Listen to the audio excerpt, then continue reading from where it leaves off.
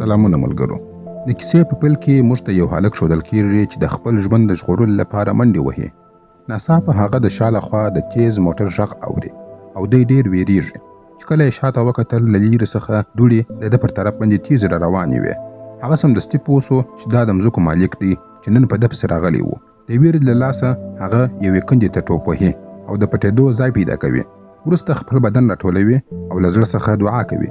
هغه دعا کوي چې نن باید زه وژغورل سم او چې د ځمکو مالک ما ونه نیسي. اصل کې د هغه پلار ټول عمر په ځمکو کې د مزدور په توګه سره کار کړی و او څو ورځې مخکې یې د نینو لپاره له مالک سره یو تړون لاسلیک کړی و.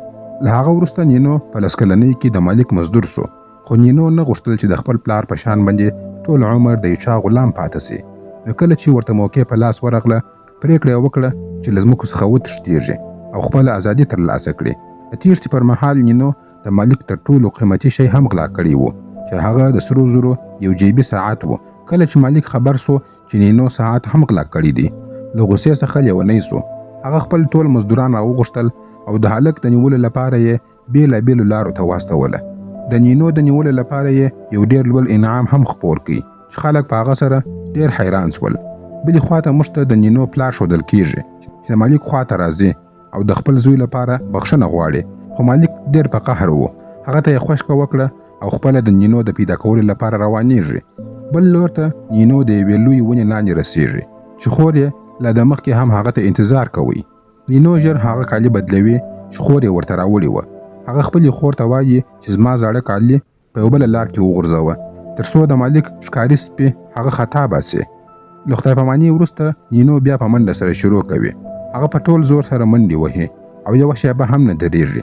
شپه سي په یوه ډبرین غار کې پټېږي او هلته استراحت کوي. له لږ خوراک څخه وروسته بیرته لږ قوت ترلاسه کوي. ټوله شپه د ویرې په سایه کې تېروي. سبا سهار مالک د نینو زاړه کالي له ښکار سوي سپیانو سره د نینو کور ته راوړي. مالک ډاډه و چې له هغه سره یو چا حتما مرسته کړې وه او ګمان کوي چې دا بل څوک نه ده بلکې د نینو خور ده. کور ته ورځي او له خور څخه د نینو په اړه باندې پوښتنه کوي، خو خور یې ورته هیڅ نه وایي.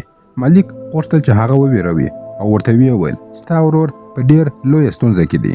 خور یې ویریږي او هغه ته وایي چې نینو پر کم طرف باندې تللی و. د نینو مور له مالک څخه د خپل زوی لپاره مرسته غواړي، خو مالک په غوسه کې راځي او هغه په چپلاخه سره وهي. نینو په لاره کې یو لیرې غټ ځای ویني. دا هماغه د بس تمځای و چې د هغه د پلان لپاره ډېر مهم و. د بس د نیولو لپاره نینو خپل ستړیا هېروي او لا تیزې منډې وهي، خو بیا د شا له خوا څخه د موټر غږ اوري او دوړې ویني چې د ده پر طرف باندې یو شی را روان دی. هغه پوهېږي چې بېشکه دا بل څوک نه دی بلکې د مځکو مالک دی او په ده پسې راغلی دی. کیسه بیرته هماغه ځای ته راګرځي چې له پیل څخه موږ شروع کړې وه. څومره چې مالک را نږدې کېږي هغومره د نینو ویره زیاتېږي. نینو ډېر ویریږي او سترګې یې کلکې پټ کړي دي. داسې ښکاري لکه هر څه چې یې تقدیر ته سپارلي وي. نیکمرغي دا ده چې د هغو د موټرونو دوړو نینو وژغوري. د دوړو له کبله د مالک سترګې پر نینو باندې ونه لګېدلې او هغه وژغورل سو. مالک په تمځای کې له خلکو څخه پوښتنې کوي، خو څوک د نینو په اړه باندې په هیڅ نه پوهېږي. نینو په پټه سره هغوی ته ګوري. په همدې وخت کې هغه بس چې باید نینو نیولی وای او په هغه کې تللی وای ورو ورو له تمځای څخه وځي. د دې په لیدو سره د نینو امید لا هم ماتېږي، ځکه چې دې لیرې تمځای ته ډېر کم بسونه راځي. بل بس به 4 ورځې وروسته دلته راځي چې د نینو لپاره دا ډېر اوږد وخت دی. خو مالک هم دومره ژر د نینو شا نه پرېښودله، ځکه چې نینو یوازې تښتېدلی مزدور نه دی بلکې د مالک ډېر قیمتي شی یې هم غلا کړی دی. مالک پرېکړه کړې وه چې خپله به نینو نیسي که هر ځای ته هم ورپسې ولاړ سي. هغه یو سړی په تمځای کې پرېږدي چې هلته پاته سي او څارنه وکړي. که نینو وویني نو هغه به مالک ته خبر ورکړي. مالک له نورو کسانو سره مخ ته ځي. اوس نینو بله چاره نه لري پرته له دې چې په پښو مخکې ولاړ سي. د نیول کېدو له ویرې څخه له عادي خلکو څخه هم ویریږي.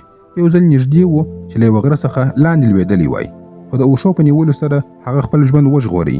بیرته په ډېر زحمت پورته کېږي. اوس نو په هغه کې ډېر قدرت نه دی پاته سوی او ډېر کمزوري سوی دی. همداسې روان وي کله چې پوهېږي چې هغه ساعت مات سوی دی او اوس کار نه کوي. اوس تېښته لا نوره هم سخته سوې ده، ځکه چې اوس په دې نه پوهېږي چې په دې غټه صحرا کې به اوس کم طرف ته دی ولاړ سي. له اوږد مزل وروسته یو سړی ویني چې خپلو حیوانانو ته اوبه ورکوي.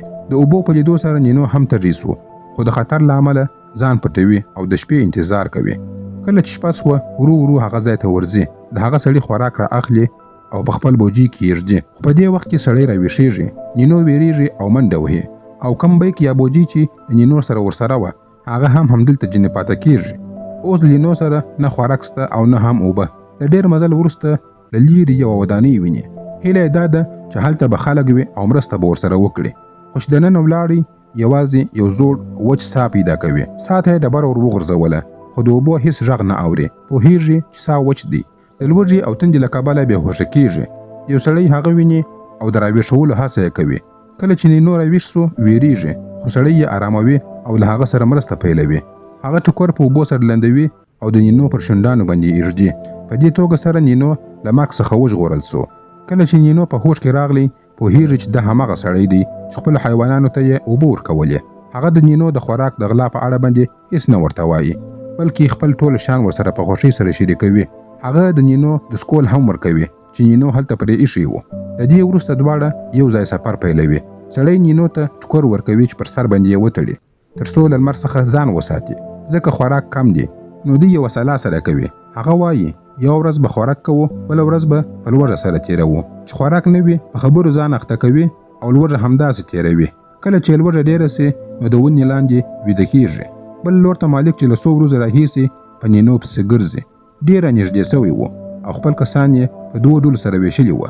نینو وروسته پوهېږي چې د هغه سړي نوم رای دی. لږ وروسته رای ګوري چې سپی یې په لوړ غږ سره غاپي او بیا هغه پوهېږي چې یو څوک د دې و طرف ته روان دی. دوه کسان د هغه خوا ته راځي او له هغه ځای څخه چې سپی غاپي رای په دې سره پوهېږي چې کیدای سي دا خلک د نینو د نیولو لپاره راغلي وي. هغه بې له ځنډه نینو ته وایي چې ژر پټ سه. نینو شاوخوا ګوري او نږدې وچ سا ته ورننوځي. هلته پټېږي. هغه خلک چې په نینو پسې راغلي وه هغه ژر همدلته رارسېږي.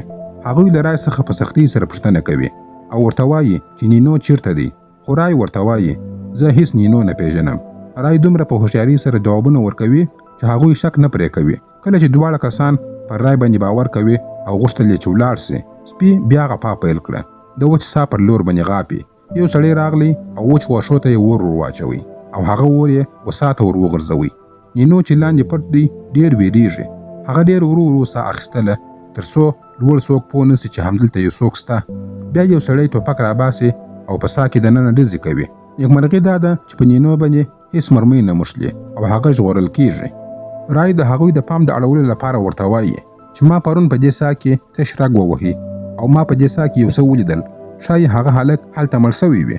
یو سړی د هغه په خبرو باندې باور کوي خو بل سړی د هغه څخه پوښتنه کوي چې تا تش رګ چیرې وهلی و. په حقیقت کې د دیوال په یو کونج کې هغه تش رګ وهلی و چې هغه نینو کړی وي. سړی غوښتل چې دا ځان ته معلومه کړي چې آیا رای رښتیا وایي که نه. رای په دې سره پوهېږي ځکه رای په دې نه دی خبر چې نینو چیرې تش رګ وهلی و ځکه چې هغه په سم ځای باندې نه دی خبر. همدا د هغه لویه تېروتنه ثابته سول او هغه ونیول سو. هغوی رای ډېر سخت ووهي خو کله چې رای د نینو په اړه باندې هېڅ نه ورته وایي هغوی خپله لاره بدلوي د دې لپاره چې په هغه باندې اقرار وکړي. هغوی د هغه پسونه د هغه مخې ته حلالوي. پسونه د هغه د ژوند یوه تکیه وه.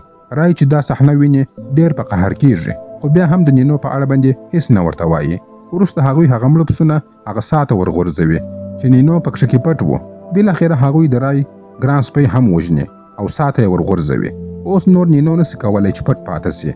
هغه ژر راپورته کېږي او د سا پر دیوال باندې راخېږي.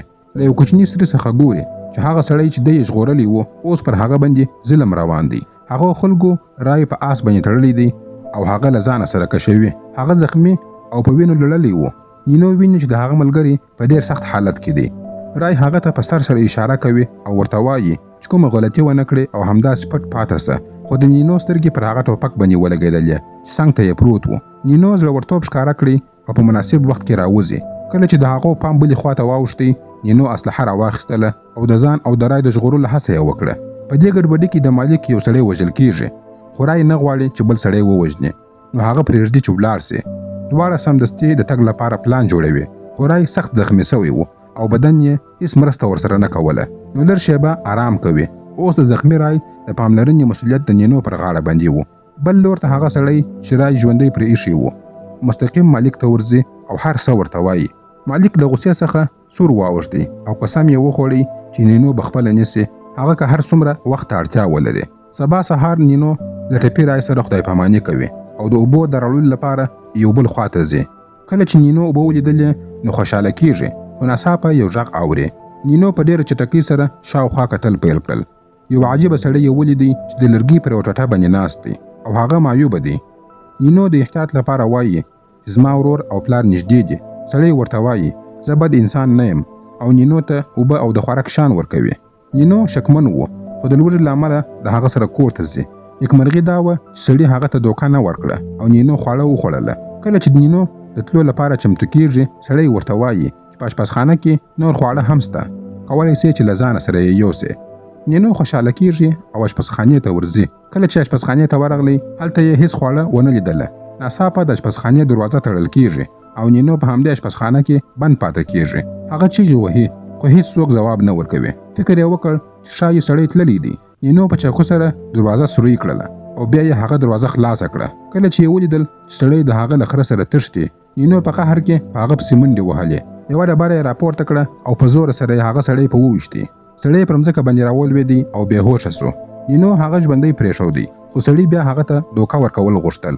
نینو په غوسه سره بیا پر هغه باندې برید وکړي او سړی بیا بېهوشه سو. نینو ویریږي چې شایي سړی مړ سوی وي نو خپل خر اخلي او بیرته رای ته ورځي او هر څه ورته وایي.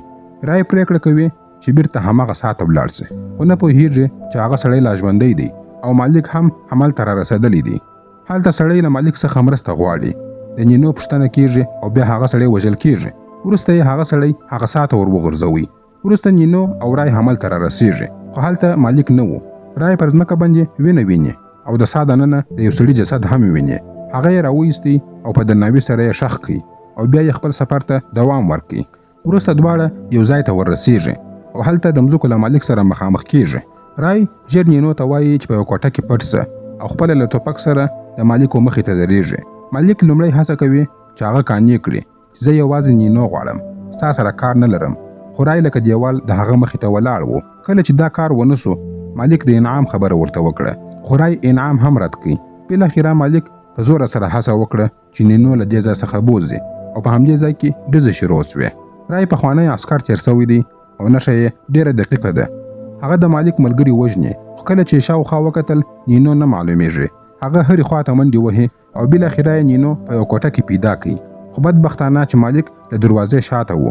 رای سمدستي راګرځي او پر مالک باندې ډزې کوي خو ډېر ناوخته سوی و. مالک مخکې پر رای باندې ډزې وکړې او رای پر ځمکه باندې رالویږي. اوس نو نینو بیا د مالک لاس ته ورغلی. کله چې هغوی نینو موټر ته پورته کوي او د روانېدو هڅه کوي زخمي سوی رای بیرته راپورته کیږي. هغه سخت ټپي دی. رای د خپل لرګي په وسیله سره د مالک پر غاړه باندې برید کوي. مالک د ځان د ژغورلو لپاره شاوخوا پړندو سترګو سره ډزې کوي. په همدې ډزو کې پر رای باندې بیا یوه مرمۍ لګیږي خو مالک هم د سا د بندېدو له امله خپل ژوند له لاسه ورکړي او مړ سو. نینو چې دا هر څه ولیدل له دننه څخه مات سو. څو ورځې مخکې دا سړی د ده هیڅ نه و او پردی سړی و. نن یې د هغه د ژغورلو لپاره خپل ژوند قرباني کړي. وروسته نینو ډېر خفه کیږي. نینو رای په ډېره درناوي سره ښخوي. د هغه ټول شیان له ځانه سره اخلي او د نوي ژوند پر لور باندې روانېږي. په دې ډول سره نینو ازادېږي. خو رای د خپل ژوند په بیه سره دا ازادي نینو ته ورکړه او په همدې سره دا کیسه همدلته پای ته رسېږي. خدای دې وکړي چې ویډیو مو خوښه سوې وي. خپل نظرونه مو په کمنټ کې راسره شریک کړئ. ویډیو لایک او شیر کړئ. تر بلې ویډیو پورې مو الله مل شه. مننه.